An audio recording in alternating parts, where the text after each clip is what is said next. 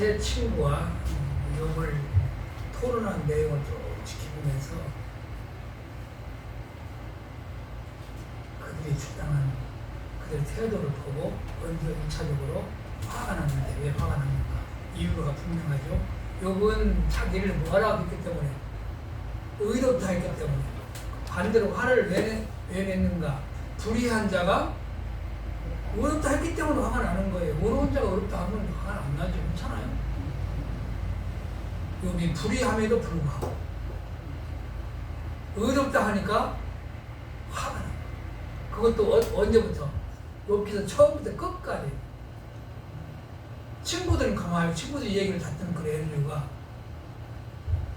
그렇게 주장하는 욥의 주장을 반박하지 못하니까 반박하지를 못하고 계속 뭐만 하느냐 그대로 말씀대로하면 정죄만 하니까 너 죄인이야 정죄만 하니까 그러다가 정죄하지 죄인이 아닌 걸 뭐 했어 이제 삶으로 딱 변증해버리니까 할 말이 없어진 거죠. 그러니까 입이 딱 막힌 거예요. 또 세 번째는 왜 전하는가? 그래가지고 아무 말도 못하니까 입이 딱 막혀가지고 친구들이 바보다 이 말이죠. 그런 다음에 6절로 10절을 같이 좀 읽읍시다. 32장 6절 읽습니다. 6절 부스 사람 바라게르 아들 엘리후가 가로되 나는 연소하고 당신들은 변호하고 참고 나의 의견을 감히 진술하지 못하였노라.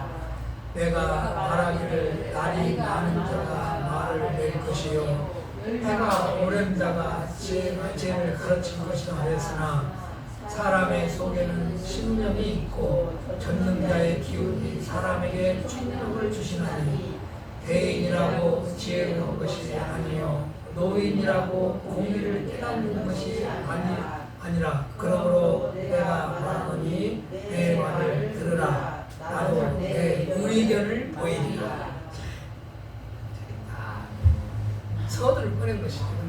어떻게 등장할 때 어떻게 등장해? 예의 바른 사람. 내가 당신들이 요파 친구들 토론을 가만히 지켜봤는데 내가 그동안 왜 가만히 있었느냐 하면 당신들이 말이 서로 이렇게 들을 만한 가치가 가만히 있은 것이 아니라 내가 나이가 어렸습니다. 감히 어른들이 하는 말씀에 내가 끼어들 수가 없어서 내가 그동안 참고 있었는데 가만히 생각해 보니까 그 말을 하려면 그런 토론에 참여를 하려면 뭐가 있어야 돼요? 지혜가 있어야 돼. 지혜가 있어야 그 토론에 참여하고 아는 게 있어야. 근데 지혜와 총명이라는 건 나이와 상관없이 누가 주신다? 하나님이 주시는 걸 알았다. 그래서 내가 나이가 어림에도 불구하고 이제는 당신들에게 내 의견을 내가 아는 바를 의견이란 말이 야다는 알다라는 그런 어원에서 나온 거예요. 내가 아는 바를 너희들에게 말하겠다. 얼마나 멋져요. 신사적으로 등장한다. 함부로 안 나서고 엘리오 봐라. 어리니까 뒤에 가만히 있다가 말해야 할 때 딱 뭐 이렇게 등장하지 않느냐. 말이 맞아야 틀려 맞는 것처럼 보이지만 그런 거 예의 범죄를 가르치려고 온 게 아니죠. 성경은 그렇잖아요. 예의 범죄를 배우려면 명심공학이나 이런 우수한 그런 고서를 보면 다 나와요. 어떻게 살아야 돼. 어떤 것이 예의이고 사람답게 사는 것이. 내가 이제 지금부터 내가 아는 바를 내가 말할 거니까 내 말을 너희들 들으라. 멋지게 문을 열었지 않습니까? 신사적으로 11절로 14절 읽어요. 시작. 내가 당신들의 말을 기다리고 당신들의 말을 합당하도록 하여 운동하네. 그들의 내 귀를 기울였더니 그 말이 뭔 말이냐? 내가 당신들의 말을 들으면서 절대 막지 아니하고 당신들의 말을 끝까지 내가 뭐했다? 경청했다. 그 말이에요. 이 말이. 중간에 끼어들지 않고 뭐했다? 경청했다. 경솔히 나서지 않았다. 아까 설명이 왜? 내가 나이가 어렸기 때문에, 어리다는 것을 내가 알았기 때문에. 지금은 그럼에도 불구하고 당신들이 말을 못하니까, 친구들이 말을 못하니까 내가 이제야 그래서 내가 나서는 것이다. 그동안에 내가 당신들이 하는 토론 내용을 다 경청했다. 이 뜻이에요. 당신들 가운데 내 귀를 그 변론에 내 귀를 기울였더니 12절. 자세히 들은즉 당신들 가운데 욕을 꺾어 그의 말을 대답하는 자가 없다. 그런데 세 사람 친구들 당신들 하는 말을 가만히 들어보니까 당신들 주장으로 뭘 못한다? 요번에 주장을 꺾지를 못한다. 이 말. 못하지 않았느냐? 그래 꺾지를 못해 지금 할 말이 없어가지고 말은 일단 막힌 것이 뭐인 거예요? 꺾지 못한 증거지요. 많은 말을 했지만 요번에 주장을 친구들 당신들은 꺾지 못한 거 아니야. 하면서 지금 친구들의 그동안 토론에 참여했던 친구들을 뭐 하는 거냐면 책망하는 거예요. 말은 많이 했지만 요번 주장 꺾지 못한 건 아니고 못했지 않느냐? 13절. 당신들이 말할지라도 말하기를 우리가 진리를 깨달았으나 그를 죽인 자는 하나님이시요 사람이 아니라 네가 알지니라. 그가 내게 말을 내지 아니하였으니 나도 당신들의 말처럼 그에게 대답지 아니하리라. 부드러워. 엘리오라는 사람이 성격이 부드러운 사람 같아요. 앞서부터 좀 보면 함부로 막 상대방 막 비방하는 말 그런 것이 아니라 그들의 그 했던 걸 인정해주는 그런 마음이 있죠. 자기가 어리다는 뭐 이런 건 상당히 겸양한 자세로 지금 이런 그 말문을 열어간다는 거죠. 14절에 그런데 너희들이 욥의 주장을 꺾지 못했는데 혹시라도 그래놓고 혹시라도 우리는 지혜가 있어 지혜로운 말을 했는데 욥을 당할 자는 누구밖에 없다. 하나님밖에 없다고 그렇게 말하지 말라. 핑계대지 말라. 그 말이에요. 말을 못하는 건 뭐냐면 욥 저 주장은 사람은 꺾을 수 없어. 이렇게 속단하지 말라 이 말이에요. 그러니까 뭐 한 거예요? 자기의 그런 말문이 막혀서 말을 못하는 친구들의 입장을 생각하면서 그들이 마치 그래서 뭐 한 것처럼 말을 안 한 것처럼. 당신들 말을 못하고 있는데 야, 욥 당할 사람 우리가 우리처럼 지혜로운 자가 못 꺾었는데 세상에 어떤 자가 꺾을래야 이렇게 생각하지 말라 이 말이지. 그게 그러면서 은거히 누구를 축에 세우는 거예요. 자기가 아까 지혜를 하나님이 주셨다. 그래서 지혜와 청명을 나에게 주셔서 내가 그 주신 지혜와 청명으로 당신들에게 내가 한 말을 의견을 말하겠다 했지 않습니까? 그가 내 말을 내지 아니하였으니 나도 당신들의 말처럼 그에게 대답지 않아. 직접 욥이 엘리후를 향해서는 토론 상대를 삼았어요, 안 삼았어요? 안 삼았기 때문에 이 말이 그런 뜻이에요. 안 삼았기 때문에 나도 당신들의 말처럼 당신들이랑 누구예요? 친구들이죠. 그게 친구들에게 한 말이죠. 근데 나도 당신들이 욥에게 한 말처럼 그런 거 내가 지금 답습을 하지 않겠다. 똑같은 말을 하지 않겠다. 그래야 뭐 다른 말을 해서 뭐겠다는 거예요. 욥을 꺾겠다는 그런 의지 표명을 한 것이죠. 당신들은 욥의 주장을 꺾지 못했지만 내가 더 지혜로운 자가 더 지혜로운 말로 당신들이 하지 아니한 말로 욥을 꺾겠다. 17절, 16절, 15절. 그들이 놀라서 다시 대답하지 못하니 할 말이 없으며 그렇게 엘리후가 말하니까 욥의 말에도 대답을 못하고 엘리후 말에도 할 말이 없어. 그래서 욥은 못 꺾었으니까. 16절. 그들이 말이 없이 가만히 서서 다시 대답하지 아니한즉 내가 어찌 더 기다리랴. 그러니까 입이 딱 동해가지고 아무 말도 안 하고 있으니까 답답한 거야. 내가 너무너무 지금 뭐하다 답답해서 기다릴 수 없다. 이제 뭘 해야 된다는 거예요. 말을 해야 된다는 그런 그 당위성을 말하는 것이죠. 그렇죠. 이렇게 딱 왔는데 욥이 이렇게 해서 내가 나는 의를 행했을 뿐이야 이렇게 했는데 말을 안 하고 있는데 그걸 반박을 하고 싶은데 친구들이 안 하니까 안 하고 그냥 가만히 있으니까 답답해서 내가 어찌 가만히 있어서 다시 대답지 아니하는데 내가 어찌 더 기다리겠냐. 기다릴 수 없다 이 말이죠. 즉시 뭐 하겠다는 거예요? 반론을 제기하겠다 그 뜻이죠. 17절. 나도 내 본분대로 대답하고 나도 내 의향을 보이니 내게 말이 가득하고 내 신령이 나를 경박함이라. 이게 뭐냐면 이제는 기다리다 못하니 말을 할 건데 그 말을 해야 되는 그런 현 상황이 뭐냐면 말을 하라고 내 안에서 내 마음이 뭐 한다 강박한다 그러잖아요. 도저히 참을 수 없도록 내 마음이 요동을 친다 그 말이에요. 지금 그동안에 어떻겠어요? 10여 차를 토론하는 동안에 중간에 하고 싶었는데 그걸 참은 만큼 뭐하는 거예요. 이게 폭발하는 것이죠.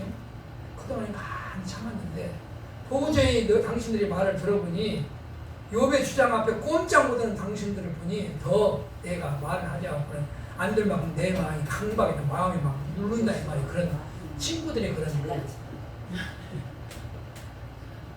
어리석은 주장 앞에 마음이 나를 강박한다. 그렇죠. 답답하다는 뜻이죠. 눌리면 강박에는 집 누르는 거거든요. 답답하다. 해야 할 말을 뭐는 답답해요. 참고 있어요.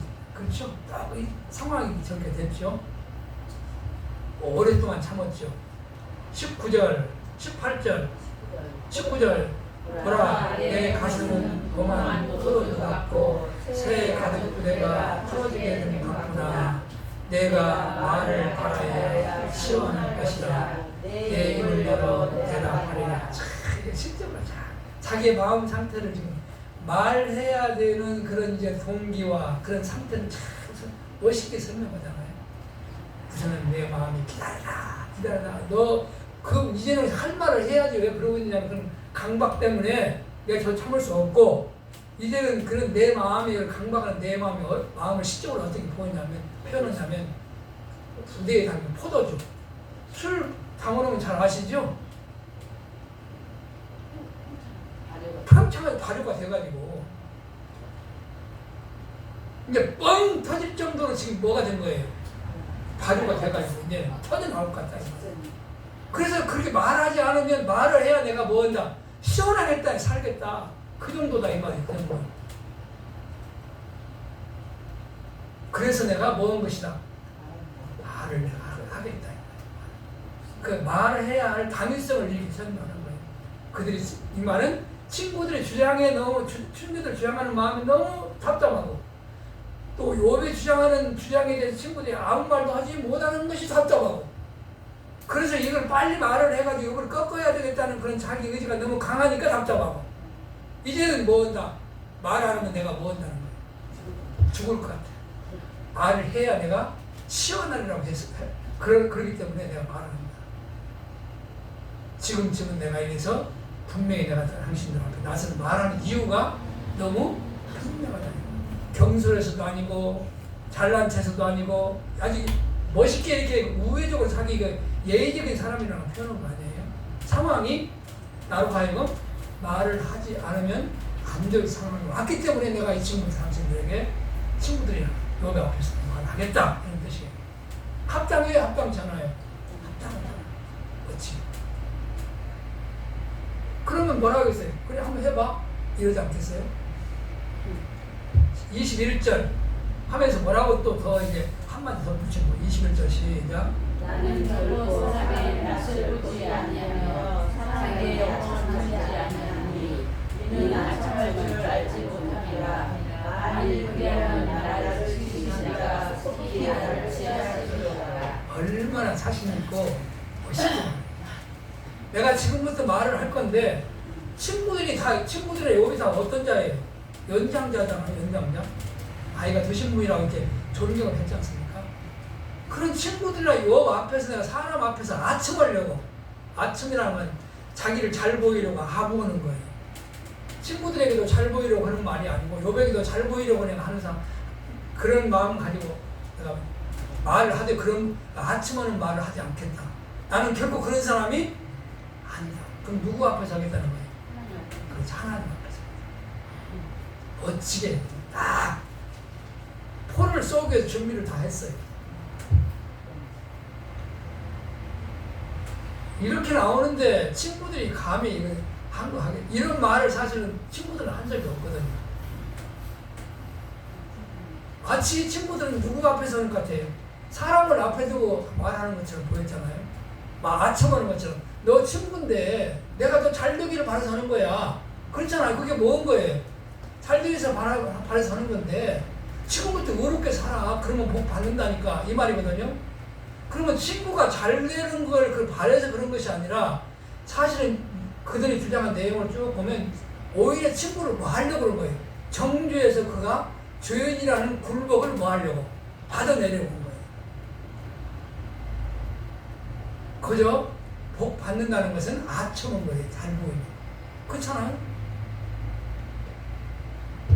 아첨이라는 것은 참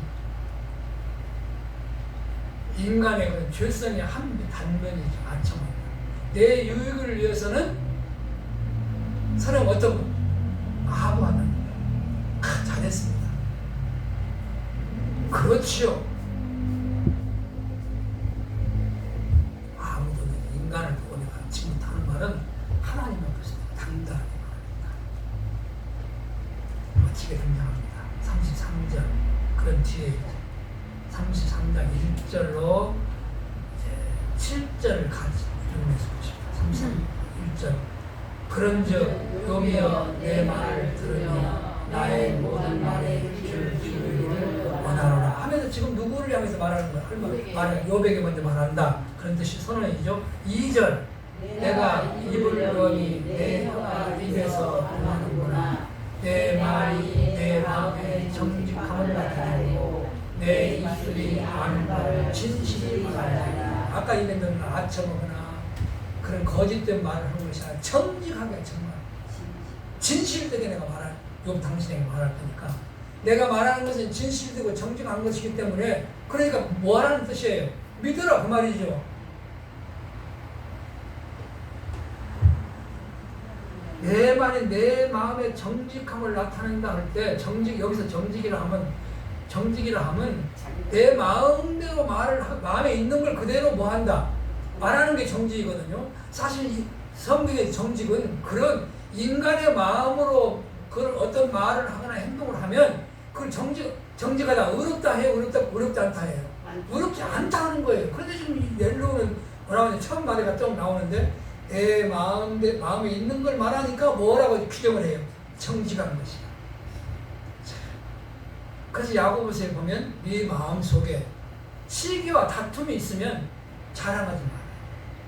의롭다고 내가 하나님의 자녀라고 자랑하지 말라. 시기와 다툼이 있으면 겉으로 뭐가 드러나기 때문에 그런 시기와 다툼으로 말미암아서 상대방을 정죄하고 미워하는 행동을 하게 돼 있기 때문에 그런 말을 안 해도 뭐 한 거예요? 시기와 다툼이 있으면 정직한 자예요? 불의한 자예요? 불의한 자. 성경에서.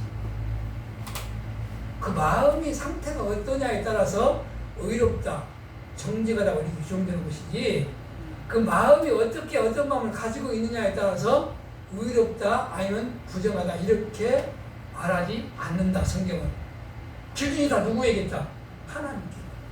근데 사람은 내가 누구를 사랑하는 마음이 있어 사랑하면 그 사랑 자체를 뭐라고 그래? 정직을 하거든요. 그런데 성경은 한 발 더 나가서 사랑은 뭐라고 그래? 자기 유익을 굳이 아니하고 그러잖아요. 사랑한 것이 내 유익을 위해서 그렇게 사랑했다면 그게 뭐 한 거예요? 그게 사랑이 아니다 그 말이거든요. 겉으로 드러난 거 보고 행위를 보고서는 그 사랑인지 아닌지 알 수 있다 없다? 없다. 어떤 마음에서 그런 어떤 마음으로 그 일을 해냈는지가 중요하고 그 어떤 마음이라는 것이 하나님을 향한 마음이냐 세상을 향한 마음이냐에 따라서 사실은 이 정직이라는 그러니까 의롭다 이 말이거든요. 정직이랑 의롭다 다르다. 정의롭다. 친구들은 어떻게 하는 거예요? 예. 현재 엘리의 마음이 정직한 마음인가? 지금 현재 상당에서 정직하라는 엘리의 입장이 정직한 하나님 보시기에. 그러니까 여기 보니까 그 앞에 기술로는 내 혀가 뭔다? 동한다. 혀가 막 근질근질 해가지고 지금 말을 하는 거거든요. 혀에서 나오는 말을 보고 정직하다, 정직하지 아니하다 할 수 없다. 또 야고보서도 그래요. 그래서 그러면 혀에서 나오는 말이 같은 현대 혀에서 어떤 때는 하나님을 찬송하기도 하고 어떤 때는 누구를 사랑하는 자를 저주하기도 하는데 그럼 같은 혀에서 같은 혀가 나오니까 같은 마음에서 한 것이냐? 아니다. 하나님을 찬송하는 말은 혀에서 나온 말이지만 그 나온 동기가 어디서 나오는 것이다? 하늘로부터 온 지혜로 말미암아 하나님이 주시는 귀한 그런 그 성령께서 주시는 마음이 이거 작동한다. 혀가 동한다. 움직이게 해서 말을 한 것이고 세상의 정욕을 쫓아서 막 정욕을 탐하는 마음으로 내가 혀로 어떤 사람을 사랑했다 한들 그것이 사랑으로 규정되지 않는다. 근데 사람들은 다 겉으로 보고 좋은 일 해놓으면 다 뭐예요? 그것만 보고 참 사랑이 많은 사람이다. 이 집사님 부르면 지금 엘리로 나오는 거야. 이제 그걸 읽어보면 돼요. 그게 일단은 어떤 인상을 주냐면 혀가 동한다 그랬어요. 하나님이 이렇게 의로운 마음을 주셨다라고 했어야 맞는 표현이 일단은 육신의 혀를 통해서 하는 말을 지금 이렇게 기준 삼아서 정직이라 한 것이라고 유추할 수 있다. 그러나 정직은 이제 더 이 말이 정직한 말이 어떻게 정직한 말인지 진짜 참으로 정직한 말인지 아니면 그런 말인지는 이제 그 진술을 쭉 들어봐야 실체가 드러나죠. 지금은 잘 몰라요. 지금 왜 몰라? 지금 알 수가 있어. 계속해서 내 마음의 정직함을 나타내고 내 입술이 아는 바를 진실히 말하리라고 하잖아요. 입술을 강조한다. 입술을 혀와 입술을 상당히 인간적인 그런 말을 하고 있다는 것을 표현하는 건데 인간적인지 아닌지 뭐 해야 한다겠어요? 쭉 진술을 들어봐야 진짜 인간적인지 아닌지 알 수 있어요. 여기서 속단하면 안 되죠. 그래 그런 생각을 가지고 보는 거예요. 만일에 이가 정말 여기서 입술에 나와서 한 말이라도 그게 정말 하나님 뜻에 합한 말이면 그게 뭔 것이 돼요? 정직한 말이 되고 그렇지 않으면 지가 정직했다 해도 그 부정한 말이 되는 것이죠. 그거 확인하는 거예요. 그래야 이제 그 욥의 그 엘리오의 실체가 드러나니까. 좋은 질문입니다.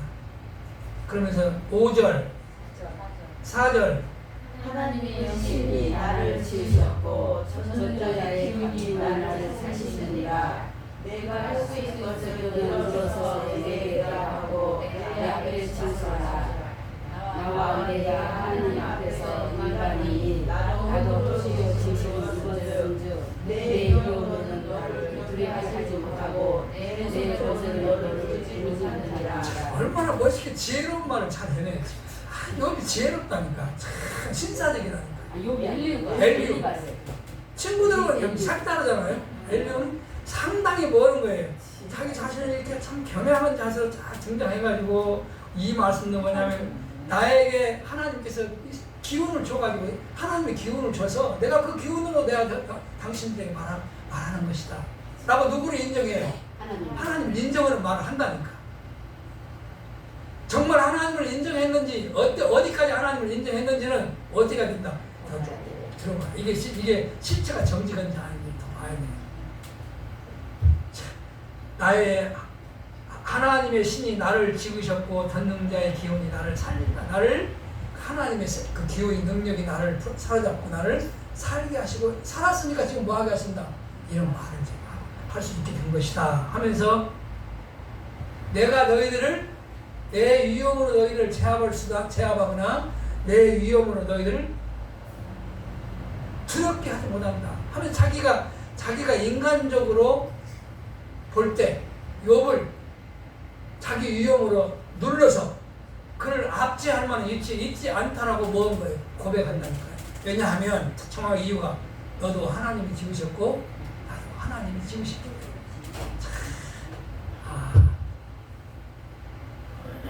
멋지죠. 요거 다 그건 하나님이 동일하게 지으셨다는 것은 누구도 다 알아요.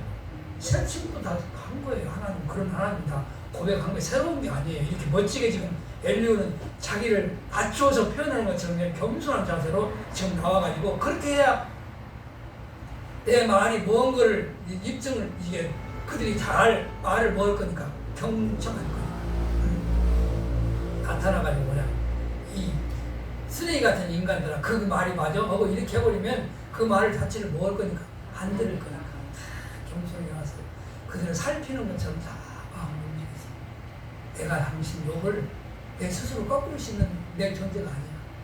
왜냐하면 왜 그러냐 하면 그걸 내가 어떻게 아느냐. 너나 나나 하나님이 다 지으신 내가 피조물이기 때문이다. 그 욥이 거기에는 뭐 어떻게 되겠어요? 고개를 그렇죠. 거기까지 말이 많이 거죠.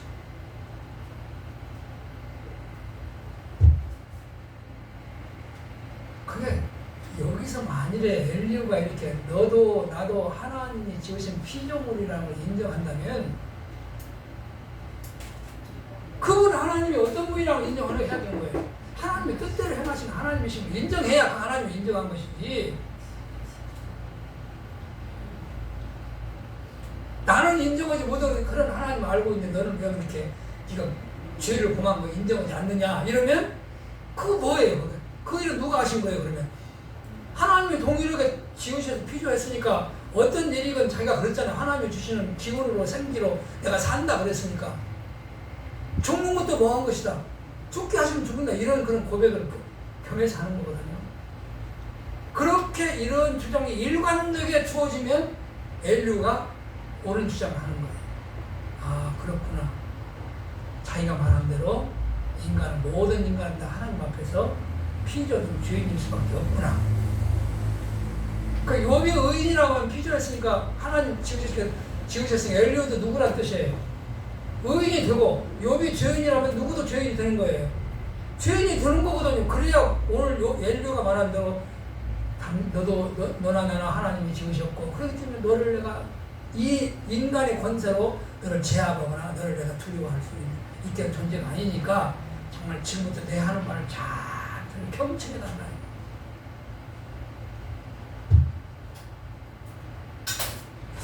엘리야 참 멋지게 등장하는 역할이. 설득 당하지. 잘못 그렇잖아요.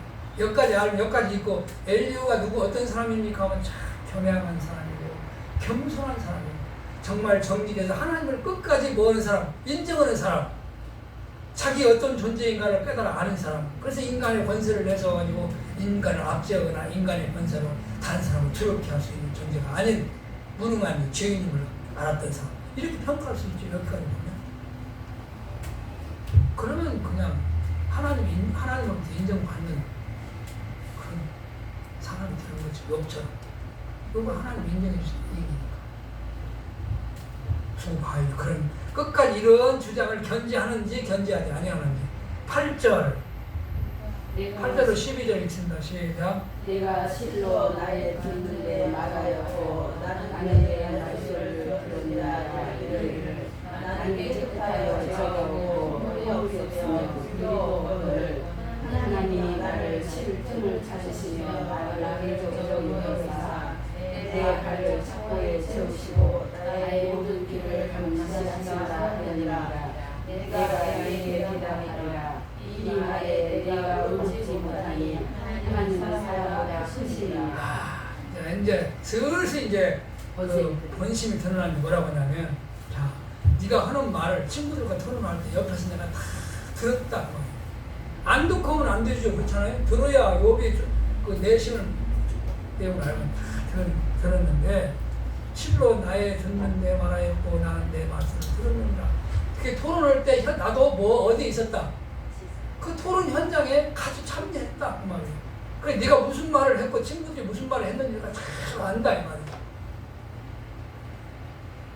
그런데 네 얘기를 들어보니까 네 주장이 어떤 주장이었냐면 하면서 욥이 그 전에 친구들이 그를 뭐라 세울 때 욥이 한 말이 있어요. 내가 패망한 것이 누가 패망케 하신 것이다. 하나님께서 패망케 하셨는데 하면서 그걸 시적으로 표현한 내용이 이 말이에요. 내가 망할 때 망한 것이 하나님의 뜻대로 망한 것임을 증거하기 위해서 표현 내용이 뭐냐면 나는 깨끗하여 죄가 없고 허물이 없으며 불의도 없거늘 하면서 내가 이렇게 불의를 행한 적이 없음에도 불구하고 하나님께서 나를 그 고난의 착고에 나를 딱 채우시고 마치 원수처럼 나를 이렇게 철저하게 완벽하게 패망케 하셨다고 네 말을 했다. 그렇죠. 그렇게 말한 게 사실이 아니에요. 욥이 이렇게 말한 게 사실이 아니에요. 사실이죠. 욥이 그렇게 말했어요.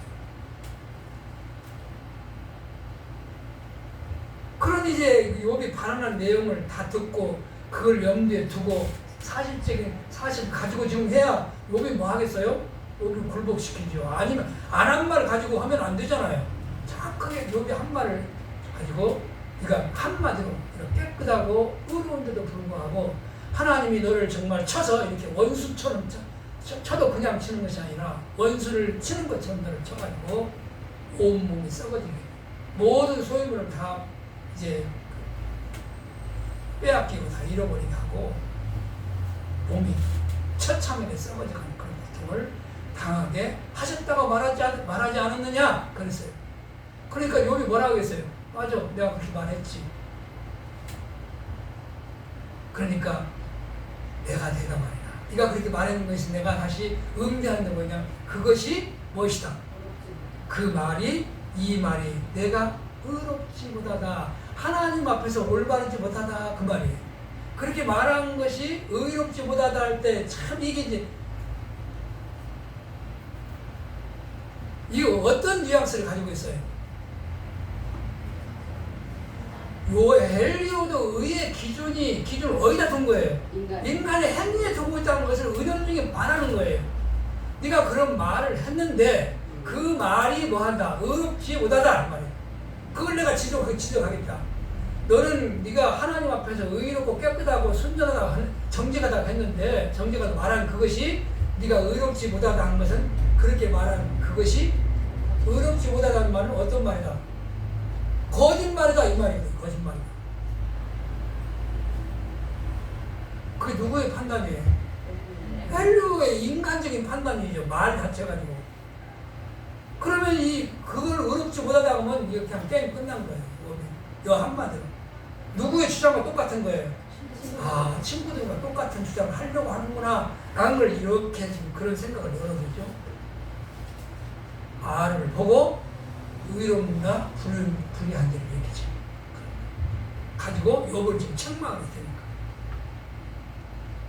그러면서 하나님은 뭐다니? 하나님은 사람보다 크시기 때문에 위대한 하나님이신데 이 인간의 한 인간에 불과한 더구나 죄를 범한 죄인이 하나님이 널 착고를 채우시고 그 큰 하나님이 나타나셔가지고 너를 고통 가운데다가 집어넣으시고 원수점 때리시고 이렇게 하시겠느냐 이 말이죠. 상대가 안 되는데 너 하나님 상대가 안 되시는 분인데 그 하나님이 너를 지금 그렇게 너에게 나타나셔가지고 고통 중에 막 얼굴 넣어가지고 그 처참 공격을 당하게 하겠느냐.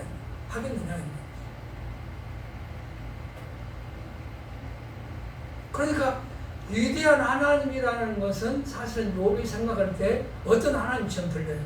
너무 하나님 위대하기 때문에 우리의 삶 가운데서는 방관을 위에 계시고 하나님을 그렇게 알기 쉽지 않습니까? 하나님은 영원한 하나님이시고 전능한 하나님이신데 이 세상에는 계시지 않아서 저 위에만 계셔서 때로는 우리의 행위를 뭐 하시는 하나님?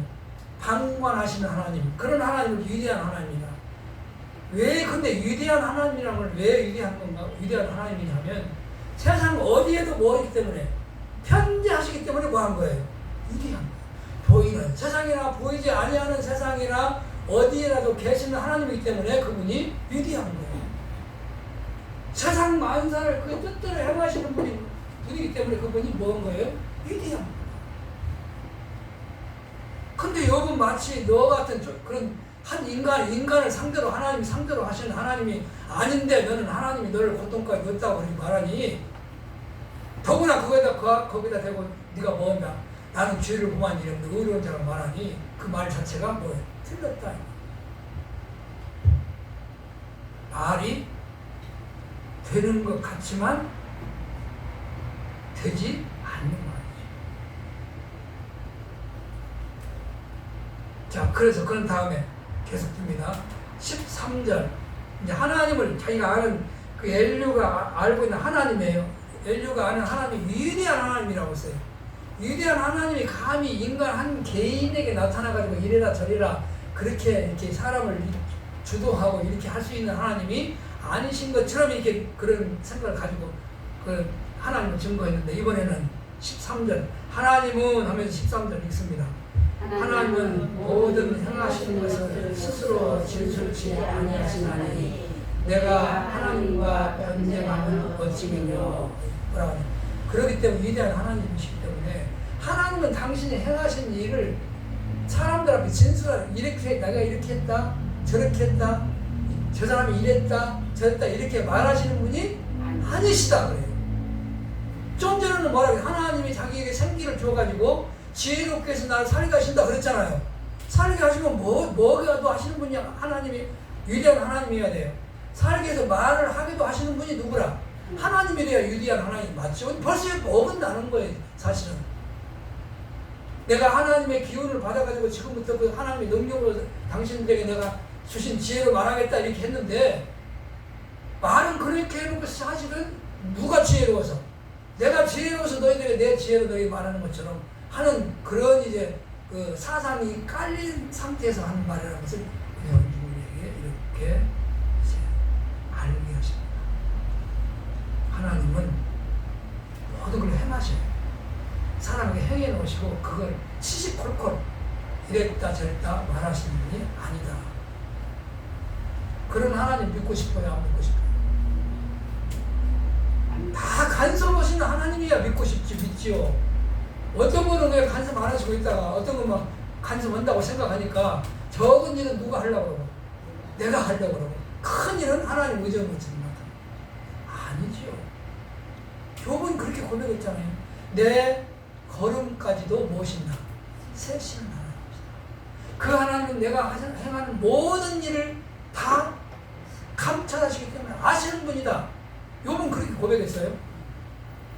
그런 증거라는 거 뭐냐면, 그러나 이 지금 이 엘로의 주장이 이게 지금 벌써 지금 이렇게 다른 길로, 그릇된 길로 가고 있다는 것은 이미 그런 욥을 하나님이 뭐라고 해서 세상에 나타나셔가지고 그는 순전하고 정직하고 의로운 자라고 하나님이 뭐해서 그를 평가해 주셨잖아요. 그 삶을 진술해 주신 바가 있어요. 이런 하나님을 알아요, 몰라요? 모르니까 이렇게. 그저 하나님은 뭔 하나님? 위대한 하나님은 함부로 나타나가지고 우리라 이래라 저래라 그렇게 말하는 하나님이 아니다. 누가 그렇게 알고 있어요? 믿음이 연약한 우리 인생 이 성도들에게 이런 신앙을 가지게 하면 이렇게 하나님을 안다니까. 세세 코로코로까지. 그럼 다 하나님 간섭 것이냐? 우리 어머님 말씀, 우리 장모님 말씀입니다. 어떻게 다 사람들이 하는 기도를 다 들으신다냐? 그게 맞는 말이잖아요.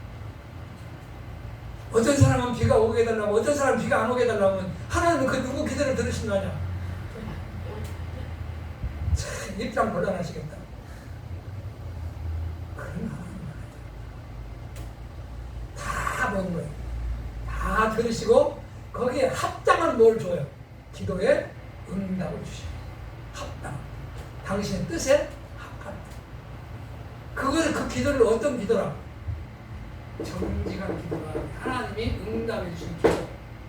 정직한 기도. 내가 뭘 구했는데 하나님이 안 줘.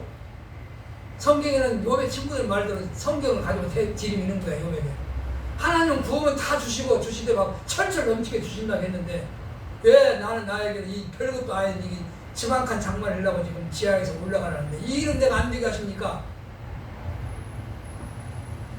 이렇게 항변할 수 안 되십니까? 하나님과 항변할 수 없는 것은 그것이 그에게 그 지금 지하에서 나올 때가 안 됐고 그런 은혜를 베풀 때가 아니기 때문에 안 주신 거예요. 그게 누구의 뜻이에요? 정확하게 하나님 뜻대로 된 거잖아요. 그걸 아는 거예요. 그게 믿음. 그런데 우리는 살면서 어떤 일은, 큰 일은 진짜 하나님이 해주셔야 되고 작은 일은 적당한 건 다 누가 하겠습니다. 내가 하겠습니다 하고 내가 나섭니다. 그러면 누가 둘이에요?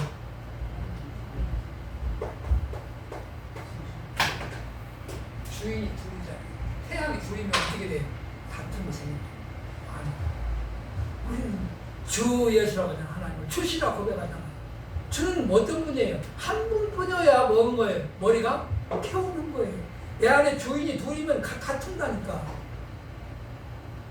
하나님과 하나님 되고자 하는 나, 주인. 그게 내 안에서 치열하게 싸움을 벌이는 거예요. 우리 삶 가운데서.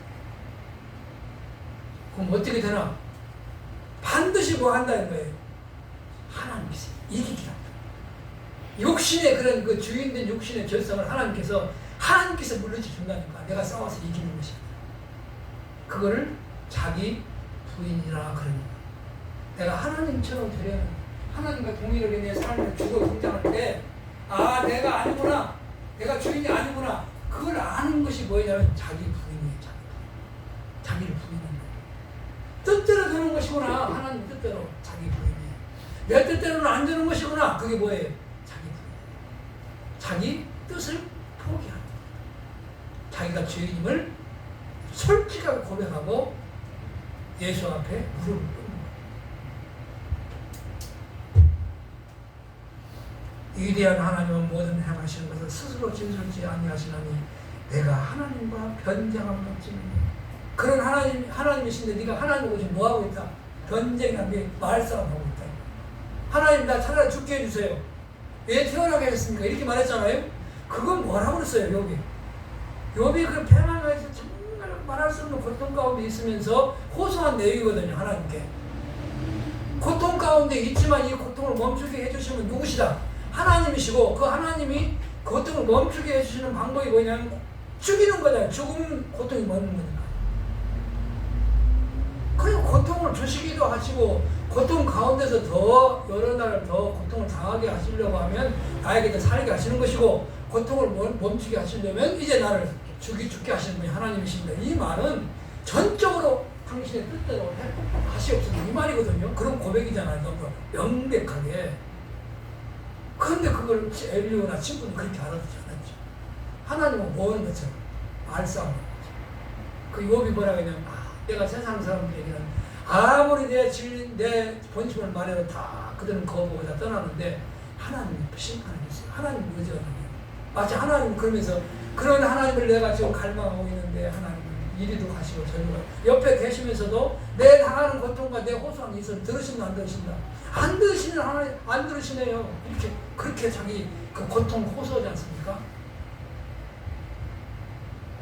그 명백하게 고통 중에도 누가 함께 하신다는 거. 하나님이 지금 함께 하신다는 걸 고백한 내용이지. 하나님은 내 고통 당할 때는 그냥 몰라라 하고 계시는 분이 아니다 이 말이지. 반대로 친구들은 그렇게 알아들었다는 거예요. 그리고 마치 그런 욥을 하나님과 말싸움하는 거죠. 말다투는 거죠. 왜 이렇게? 근데 이걸 얄팍하게 뭐예요? 하나님하고 우리 말싸움 자주 하고 싶을 때 있죠. 왜 그러는 거예요 하나님? 이렇게 할 때 있죠? 있어요 없어요? 있잖아요. 하나님 왜 그러시는 거예요 정말? 이게 지금 이런 시국에 내가 이렇게 어려우면 하나님 내가 진짜 어떻게 하라고. 욥이 그런 심정을 어떻게 표현하지 않습니까? 말싸움이 아니고 사람이 하나님한테 기도한 사람이 넘어질 때 손을 짚지 않습니까? 하나님은 그랬어요. 넘어지려고 자동적으로 뭐 하게 돼 있어요? 손을 짚잖아요. 우리가 아프면 아프다고 호소하는 것이 너무나 당연한 것이지 그거하고 뭐예요? 하나님과 뭐 하는 거예요? 아니에요. 말싸움 하는 게 아니라니까요. 그런데 욥의 그런 말을 이 엘리오나 욥의 친구들은 계속해서 하나님한테 항변해가지고 하나님과 말싸움 하는 것처럼 그렇게 인식했지 않습니까? 누구를 모르니까 뜻대로 하시는 하나님이시고 그저 현실을 갖다 주관하시고 섭리하시는 눈에 보이는 세계만을 이렇게 그가 주관하시는 하나님을 알고 있기 때문에 보이는 것을 판단하면 다 그렇게 보이죠. 불평거리가 천지차게 세상이 그냥 가득하죠. 좋아요 여러분. 그렇잖아요. 엘리오도 그 범위를 벗어나지 못합니다. 그것을 알 수 있게 합니다. 이게 다 지금 다르지 못한 욕을 공격한다고 하면서 뭐예요? 공격은커녕 엉뚱한 지금 자기 생각을 지금 뭐 하는 거예요? 말하는 것이죠. 엉뚱한 생각. 욕과는 차원이 다른 생각. 세상을 두고 지금 세상의 그 관점을 두고 말하는 거예요. 벌써 상대가 안 된다는 것이 드러나지 않습니까? 하나님은 모든 행하신 것을 스스로 진실시 아니하시나니 내가 하나님의 변명하면 어쩌냐. 왜 하나님과 말싸움 하려고 하느냐? 솔직히 뭐해라? 말싸움 하지 말고 뭐 하라는 거예요? 이 친구 엘리오는 욥에게 말싸움 하지 말고 이제는 뭐 하라는 거예요? 회개. 죄인이라고 고백해라. 죄를 범했다고 고백해라. 참 정말 말을 보면 맞는 것 같지만 엉터리 주장이지. 친구를 확인하는 죄를 범한 적이 있어요 없어요? 그걸 우리는 어떻게 확증했는가? 하나님께서 그렇게 선언하셨다니까. 그런 하나님의 뜻을 모르는 엘리오 친구들은 그 욥이 패망한 사건 사실만을 가지고 욥이 당한 것이 범죄의 결과라고 주장하는 것. 일반적인 모든 세상 사람들의 그 보편적인 상식 수준에서 지금 엘리오를 말하고 있구나. 친구들과 버금가는 새로운 얘기를 할 줄 알았는데 뭐한 거예요? 그 생각이 인과 응보의 사상이 딱 바탕이 깔린 채로 지금 말을 진술을 진행하고 있구나. 14절 읽습니다. 사람은 무라히 여겨도 하나님은 한 번 말씀하시고 다시 말씀하시되 사람은 시간에서 흘러 깊이 잠들 때나 꿈에나 밤에 이상에 사람의 길을 여시고 인치듯 기원하시나. 자, 이 말을 잘 한번 읽어볼 필요가 있죠. 엘리오가 뭐라고 하냐면 사람을 무관히 여겨도 아무런 그렇게 생각 안 해도 하지 않아도 그 말이야. 아무런 일이 아닌 것처럼 생각해도 그 말이구나. 아니면 어떤 일을 아무렇지 않은 것이라고 생각해도 여겨도 하나님은 한 번 말씀하시고 다시 말씀하신다. 어떤 말씀을 하시는가? 네가 죄를 범했는데 나는 죄와 상관없다고 무관하다고 우리 말해도 이렇게 우리는 이 말을 연이어서 생각할 수 있어요. 아까처럼 사람은 무관하다고 해도 그 말 아무 상관없다. 나는 내가 망한 것은 뭐와 상관이 없다. 죄와는 상관이 없다 그렇게 말하는데 그 말이 말하는데 하나님은 한 번 말씀하시고 다시 말씀하시는데 어떤 말씀이냐면 교훈하시 뒤에 마지막 부분에 하나님께서 뭐 하신다? 교훈하신다는 말이 나오네. 말씀하시다. 한 번 말씀하시고 한 번 말씀. 거듭에서 그런 죄를 범한 죄인을 뭐 했습니다? 교훈하시는 하나님이시다. 그 말이 교훈. 뭐라고 교훈하신다? 너 죄인인 걸 고백해라. 이렇게 가르친다 이 말이죠. 그러면 이게 생기시만 그런가? 그런 하나님 말씀을 어디까지 하나님 말씀으로 교훈하냐면 꿈속에서 꿈속에서 나타나셔서라도 죄를 범한 죄인에게 죄를 깨닫도록 교훈하시는 하나님이시다 그 말이에요. 언제라도 인간으로 하여금 자신의 교훈을 잊지 않게 하려고 죄인임을 깨달 알도록 교훈하시는 하나님이시다. 왜 그런가? 17절 그 이유를 설명해 줘요. 왜 하나님은 이렇게 무시로 사람이 나는 죄와 사람이 또 욥이 나는 죄와는 아무 무관해 이렇게 해도 그 끝까지 교훈하는데 누구를 통해서 교훈한다고 생각해 지금? 자기나 친구들이 그걸 교훈한 거잖아요 지금. 너 죄와 무관한 게 아니라고 교훈했다 이 말이죠. 왜 그렇게 하나님으로 사람으로 죄인을 교훈하시는가? 18절 시작. 그는 사람의 17절 이는 사람으로 그 꾀를 버리게 하려 하시며 사람에게 교만을 막으려 자, 하시며 이렇게 해서 꿈속에까지라도 나타나셔가지고 교만을 꺾는다는 말 때문에 말을 봐서 뭔 것임을 교훈하신다. 네가 죄인임을 깨닫게 한다는 거. 죄인임을 알려주신다. 교훈 가르친다는 거. 죄인 2번, 3번 그렇게 늘 가르친다. 근데 가르쳤는데도 인간 욥너는 뭐 한다 그걸 아무것도 아니라고 생각하지 않는다. 친구들을 통해서 교훈하셨고 하나님 너를 통해서 네가 꿈속에서 교훈했을 것인데 너 지금 망한 것이 죄와는 너는 죄와는 상관없는 누구라고 의로운 자라고 네가 지금 말하고 있다 이 말이지. 말하고 있지 않느냐? 왜 그러냐면 교만한 자를 뭐하고 사람으로 꾀를 버리게 하려 하시나니 이는 사람으로 꾀를 버리게 하려 하시며 사람에게 교만을 막으시려고 하는 것이다. 이 말은 그 말 자체는 얼마나 아름다운 말이에요. 내 시작은 미약하였으나 끝은 창대하리라 이 말이나 이 말만 딱 떼면 뭐 엘리야가 멋진 말 교훈을 한 것이죠. 그렇지 않습니까? 멋있는 교훈을 한 거예요. 하나님께서 왜 수시로 무시로 2번, 3번 이렇게 사람을 교훈하시는가? 교만을 꺾으시고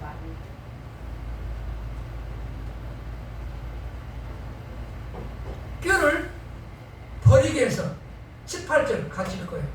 그는 사람의 혼으로 무더기에 빠지지 않게 하시며 그 생명으로 해를 망하지 않게 하시느니라. 그렇게 교훈하셔서 결국은 교훈하시는 목적이 뭐냐면 그를 뭐 내시려고 구원에 내시려고 교훈을 하시는 것이다. 얼핏 보면 너무나 명료한 그런 진리의 말씀을 보이잖아요. 부분적으로 보면 참 엘리야가 지금 이렇게 이 말을 했을 때 이 말이 오해하기 쉬운 말인데 참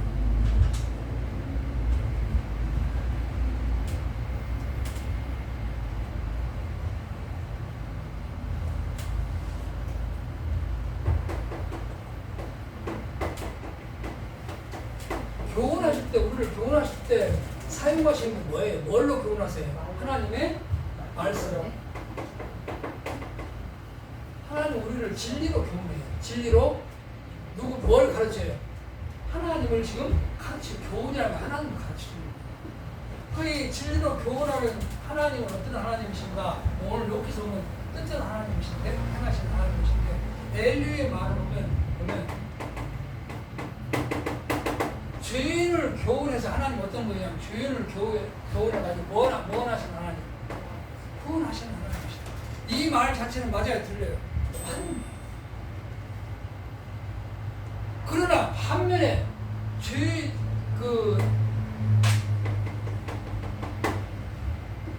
죄인을 죄인 되기 위해서 뭐 한 거예요?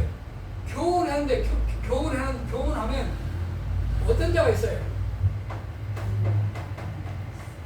듣는 자는 뭐 하고 구원에 이르게 하시는 것이 하나님의 뜻이고 듣지 않는 자는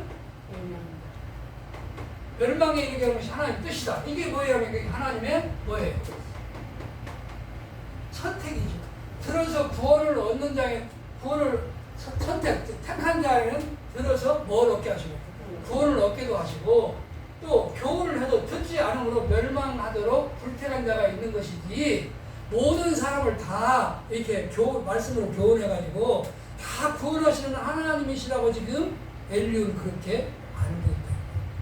이 진리의 본질에 비추면 엘리의 말이 맞아요? 틀려요? 틀리잖아요. 그 엘리의 말은 그렇기 때문에 인간의 행위에 따라서 무엇은 하나님이시다. 말은 하나님이 구원을 하시는 것처럼 보이지만 죄를 범한 자에게 교훈해서 교훈을 받아들이는 자에게 하나님은 반드시 구원을 주십니다. 이 말은 그 한쪽 하나님만 설명한 것이다. 이 말이죠. 이건 누구의 생각하고 주장은 똑같아요. 친구들의 주장 똑같은 것이죠. 그래서 이 말씀이 이 주장이 그릇되다. 틀리다. 오류를 안고 있다. 그는 사람의 혼으로 구덩이에 빠지지 않게 하시며 그 생명으로 칼에 멸망치 않게 하시고 그는 구원하시는 하나님이신데 어떤 자를 구원하신다고 지금 엘리야가 말하는가? 교훈에서 돌이킨 자들에게 그 말이에요. 아까 교만하고 그런 꾀에서 돌이키려고 한다고. 그러나 하나님의 정작 하나님의 뜻은 어떤 자에게? 하나님의 뜻은 오히려 복음이 전해지면 걸려 넘어져 멸망에 이르는 자가 있게 하셨고 구원의 복음을 증거해서 그 복음을 듣고 깨달아 알고 하나님의 은혜의 영광을 찬송해서 구원에 이를 자가 그렇게 선택적으로 결정되어 있는 것이지 구원이 인간의 행위 여하에 따라서 구원이 주어지기도 하고 멸망에 이르는 것이 아니라는 것이 그 진리의 본질이지 않습니까? 그건 은혜라고 그럽니다. 그렇기 때문에 욥의 이 말은 상당히 지금 뭘 범하고 있다. 의를 범하고 있음이 틀림없다. 물론 한쪽을 설명하는 건 아니지만 근데 더 봐야죠. 더 이제 읽어봐야 진짜 이 사람이 그런 생각, 그 인과 응보의 그런 그 신관을 가지고 지금 가진 자인지 아닌지, 그릇된 신관을 가진 자인지 아니를 확실히 알 수 있죠. 사람의 마음으로 때는 구덩이에 빠져서 뭐하기도 하시는 분이에요. 멸망당하기도 하시는 분이라니까요. 뭐 어려운 거 아니죠. 그렇죠? 그것이 드러나야 뭐가 드러나요? 그런 하나님을 그렇게 섭리하시는 것은 오늘날 우리 택한 성도로 하여금 뭐가? 하나님의 은혜가 어떤 것인지를 뭐하게 하려고? 알게 하시려고 그렇게 섭리하신 것이라니까. 그게 우리가 하나님의 우리에게는 이만 은혜라는 것이에요. 그저 멸망당하지 않고 구원을 받게 하신 것이 그게 자체가 그 하나님 은혜이기도 하지만 그 천국에 있는 천국의 영광을 우리가 소유할 수 있는 성도가 된 것은 그게 은혜가 되기 위해서는 전제가 뭐예요? 내가 내 행위로 말미암아서는 멸망받아 마땅한 존재임에도 불구하고 나를 하나님의 은혜로 덮여 씌워서 나로 하나님의 자녀라고 그 인정해 주셨기 때문에 그게 뭐예요? 구원이 우리의 뭐가 돼요? 은혜라니까. 이 구원은 은혜예요? 이제 아시겠어요? 우리 가영이 같은 젊은이는 이게 논리적이라 이해가 갈 것 같아요. 아, 구원이 그런 거구나. 구원이 은혜라고 하는데 참 성경이 보면 구원의 은총을 노래하는 거예요. 찬성이. 찬송의 내용이. 그 구원이 왜 은총이 되고 특별한 그런 하나님 은총이라면 특별한 은혜다 그 말이거든요. 왜 은혜가 되는가? 누구를 알아야 되는가? 누구를 인정해야? 내가 어떤 자인가? 그런데 마치 우리 친구 엘리야는 죄를 범했어도 하나님이 다 교훈해서 원래 하나님의 뜻은 뭔 것이다. 다 그를 구원하려고 했는데 교훈해도 듣지 않은 것은 누구의 책임이다? 구원의 책임이 누구한테 돌아가요? 인간의 행위. 그런 하나님은요, 전 못 믿어요. 믿을 수 없죠. 구원을 전제해 놓고 나에게 책임을 물어서 이렇게 했으면 해야 온다, 구원을 받는다 하면 구원과는 먼 거예요. 사실은 전혀 상관없는 삶을 저와 여러분이라고 하면 제가 죄송하고 다른 사람 하나님이 은혜를 입을 만한 그런 존재가 아니에요. 그래 하나님이 이뻐해 줄 만한 그런 삶을 산 적이 없어요. 다 배신적인 삶을 살았죠. 당신 필요 없습니다. 당신 없어도 난 잘 살아요. 걱정하지 마시고 내가 한번 부르면 부를 때라 등장하셔가지고 아까 욥의 엘리야가 말한 대로 내가 필요할 때 부르면 그때 오셔서 나를 도와주시고 이런 적당한 일은 다 제가 하겠습니다. 그러면 인간적으로 누구를 더 사랑하시겠어요? 어떤 자를 더 사랑하시겠어요? 인간적으로 하면 귀찮게 하는 자식이 사랑스럽죠.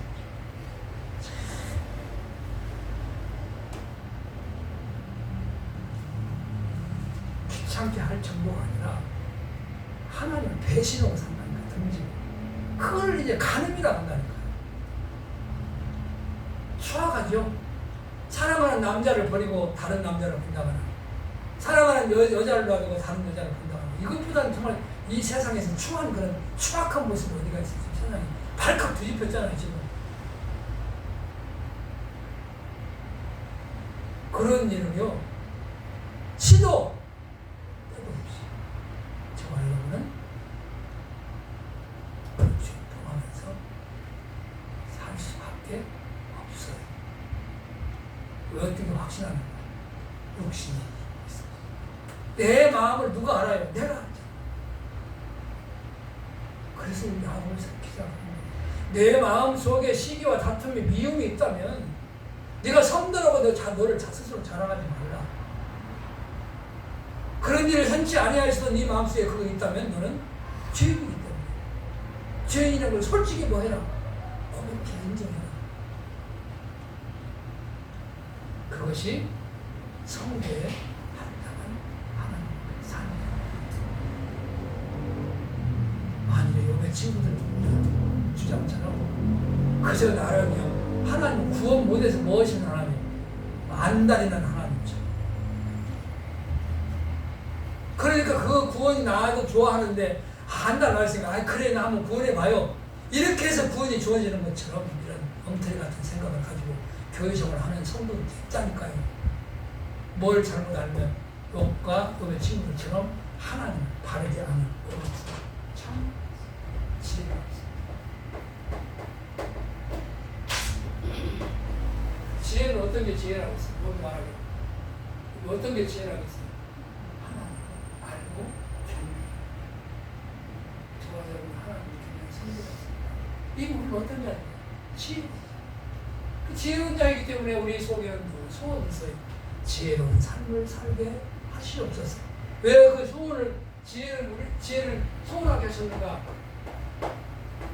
기도는 하나님이 내 안에서 자생되는 것이 아니라 하나님이 주시는 것이기 때문에 뭐라 했어요? 기도.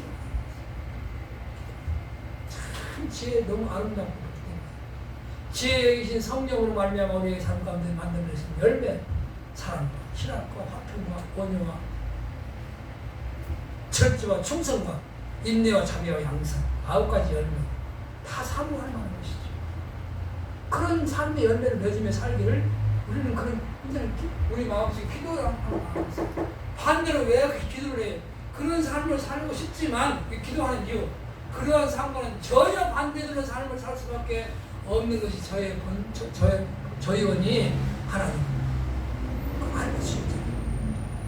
사랑한다는 것이 남에게 자비를 베푼다는 것이 남을 용서하고 그를 포용한다는 것이 얼마나 아름다운 것을 하나님이 알려주셨지 않습니까?